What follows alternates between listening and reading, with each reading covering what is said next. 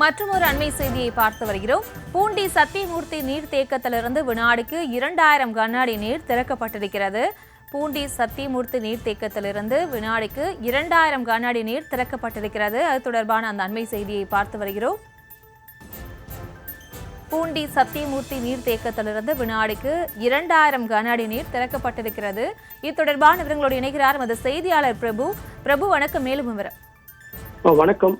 சென்னை மக்களின் முக்கிய குடிநீர் ஆதாரங்களில் ஒன்றாக திகழும் திருவள்ளூர் மாவட்டம் பூண்டி சத்தியமூர்த்தி நீர்த்தேக்கத்திற்கு வரும் நீரின் அளவு 1300 கன அடியாக உயர்ந்துள்ள நிலையில் அணையில் ஏற்கனவே தொடர்ந்து வெளியேற்றப்பட்டு வரும் 1000 கன அடியிலிருந்து தற்பொழுது 2000 கன அடியாக உயர்த்தி பொதுப்பணித்துறை அதிகாரிகள் நடவடிக்கை மேற்கொண்டுள்ளனர்.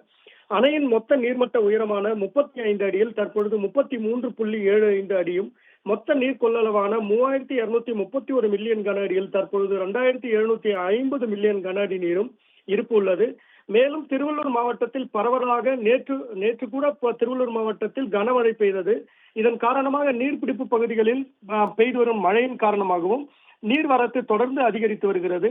இதனை தொடர்ந்து கண்காணித்து வரும் பொதுப்பணித்துறை அதிகாரிகள் ஏரிக்கு வரும், அதாவது பூண்டி சத்தியமூர்த்தி நீர்த்தேக்கத்திற்கு வரும் நீரின் அளவு அதிகரிக்கும் பொருட்டு அணையிலிருந்து மேலும் உபரி நீர் திறப்பு அதிகரிக்கப்படும் எனவும், இந்த நடவடிக்கை அணையின் பாதுகாப்பு கருதி தொடர்ந்து எடுக்கப்படும் எனவும் பொதுப்பணித்துறை அதிகாரிகள் சார்பில் தெரிவிக்கப்பட்டுள்ளது.